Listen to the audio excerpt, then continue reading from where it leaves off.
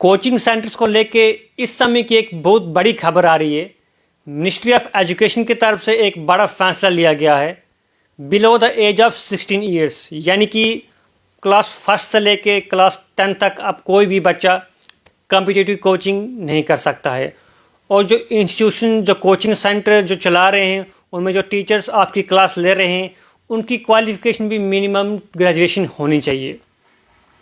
अगर कोई इंस्टीट्यूट्स 16 साल के नीचे बच्चों को अगर क्लासेस ले रहा है, ऑफलाइन क्लासेस ले रहा है, तो उसके ऊपर भी पेनल्टी लगाई जाएगी जो कि 25,000 से लेके 1 लाख तक है। अगर कोई फिर भी नहीं मानता, उस इंस्टीट्यूट की रजिस्ट्रेशन रद्द की जाएगी। ये कहीं ना कहीं मिनिस्ट्री ऑफ एजुकेशन का बहुत अच्छा स्टेप है, बहुत अच्छा इनिशिएटिव लिया गया है। और आपको बताऊँ भी मैं कि ये जो इनिशिएटिव है ये इसलिए लिया गया है कि बहुत सारे बच्चे जो हैं डिप्रेशन के शिकार हो जाते हैं और कुछ बच्चे तो सुसाइड भी करते हैं। खासकर इसमें एक और बात कहना चाहूँगा मैं, जो कोचिंग सेंटर्स में आपको एडवर्टाइजमेंट, फेक एडवर्टाइजमेंट देखने को मिलती है कि यहाँ पर आपको जॉब की गारंटी है, आपके साथ झूठे प्रोमिस किए जाते हैं कि आपका रैंक इतना नंबर अच्छा यहाँ पर आएगा, क्योंकि वहाँ पर कुछ गिने चुने चेहरे वहाँ पर लगाए जाते हैं कि जो यहाँ से क्वालिफाई करके बड़े बड़े IAS अफसर बन चुके हैं, IFS अफसर बन चुके हैं, IPS अफसर बन चुके हैं। इसमें आपका भी एक सवाल बनता है उन इंस्टीट्यूट्स में जाके, जब आप कहीं कोचिंग करने चले जाते हो तो आप उनसे ये पूछिए कि आपके यहाँ पर क्या रेशियो है, क्या परसेंटेज है, कितने बच्चे आपके यहाँ से क्वालिफाई होते हैं। अगर आपके पास लगभग 3,000 के करीब बच्चे कोचिंग कर रहे हैं तो कितने बच्चे आपके यहाँ से क्वालिफाई होकर बड़े बड़े एग्ज़ाम क्वालिफाई कर बड़ी पोस्टिंग पर तैनात है। ये सवाल आपसे बनता है, यानी कि 16 साल के एज से ऊपर जो बच्चे कोचिंग कर रहे हैं, क्योंकि ऐसे बहुत सारे इंस्टीट्यूट अभी भी चल रहे हैं जहाँ पर दिन रात कोचिंग चल रही है, चाहे फिर वो सुबह हो या शाम हो। लेकिन कहीं ना कहीं मैं ये कहूँगा कि मिनिस्ट्री ऑफ एजुकेशन की तरफ से ये बहुत अच्छा स्टेप लिया गया है कि 16 साल से नीचे जितने भी बच्चे आते हैं अब वो कोचिंग नहीं कर सकते हैं, कॉम्पिटिटिव कोचिंग नहीं कर सकते हैं, क्योंकि जो उनकी मैच्योरिटी वाली एज होती है वो 16 साल के बाद ही शुरू होती है। और उनके दिमाग में ये भरा जाता है कि अब आपको कॉम्पिटिटिव कोचिंग करनी है और आपको बड़ी जॉब हासिल करनी है। और जब ये सपने दिखाए जाते हैं, और ख़ासकर जब आप किसी कोचिंग इंस्टीट्यूट में चले जाते हो, वहाँ पर आपके साथ इस तरह के प्रोमिस किए जाते हैं कि हम यहाँ पर जॉब की गारंटी देते हैं, आपकी इतनी अच्छी रैंकिंग आएगी, हम आपके लिए ये करेंगे, वो करेंगे, सब कुछ करेंगे।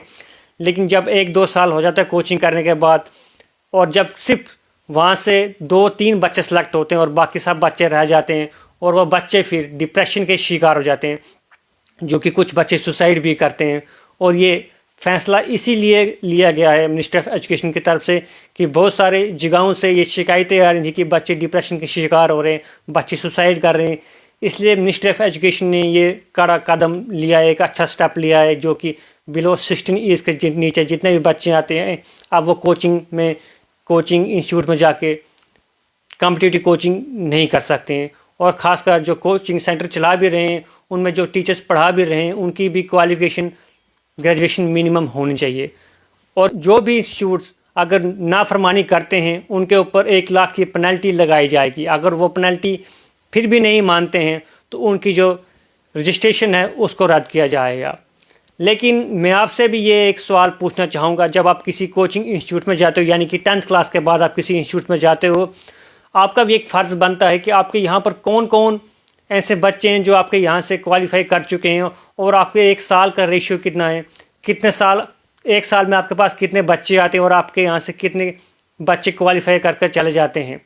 ये भी आपका सवाल बनता है। और जिस इंस्टीट्यूट में आप एडमिशन भी ले रहे हो, आप उसकी भी पूरी जाँच करिए कि वो इंस्टीट्यूट सही में मान्यता उसने प्राप्त की है या नहीं की है, और जो उसमें टीचर्स पढ़ा रहे हैं उनकी एजुकेशन अच्छी है या नहीं है, या फिर ऐसे ही हवाओं में चला रहे हैं। क्योंकि ऐसे बहुत सारे इंस्टीट्यूट्स अभी भी हैं जो कि फर्जी तरीके से चला रहे हैं, जो जहाँ पर कुछ झूठे जॉब्स के दावे किए जाते हैं कि हम फलानी कोचिंग करवाएंगे, आपके यहाँ पर हमारे यहाँ कोचिंग करिए, हम आपको टॉप पर पहुंचाएंगे। लेकिन ऐसे बहुत सारी फेक एडवर्टाइजमेंट, फेक इंस्टीट्यूट्स आपको देखने को मिलेंगे।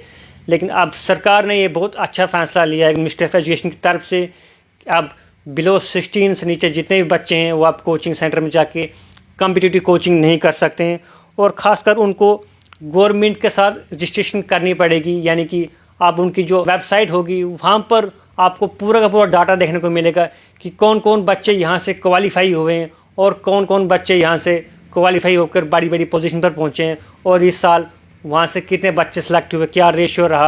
अब आपको सब ये वेबसाइट के ऊपर देखने को मिलेगा। लेकिन ये सरकार का मिनिस्ट्री ऑफ एजुकेशन की तरफ से एक बहुत अच्छा फ़ैसला लिया गया है, और इसमें मैं एक और बात ऐड करना चाहूँगा।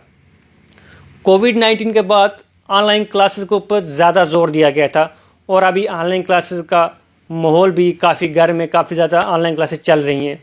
क्या अब ये असर ऑनलाइन क्लासेस के ऊपर भी देखने को मिलेगा? मिनिस्ट्री ऑफ एजुकेशन की तरफ से ये जो कदम उठाया गया है ऑफलाइन क्लासेस को लेके, क्या ये ऑनलाइन क्लासेस के ऊपर देखने को मिलेगा?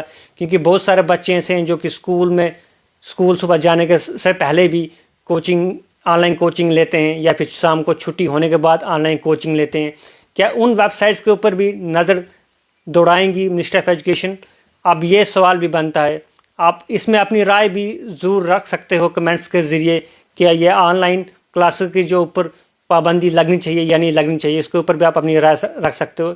लेकिन फ़िलहाल इस समय की बड़ी खबर कि बिलो 16 से नीचे जितने भी बच्चे हैं, आप वो कॉम्पिटिटिव कोचिंग नहीं कर सकते हैं। बने रहे हमारे साथ, देखते रहें द स्ट्रेट लाइन।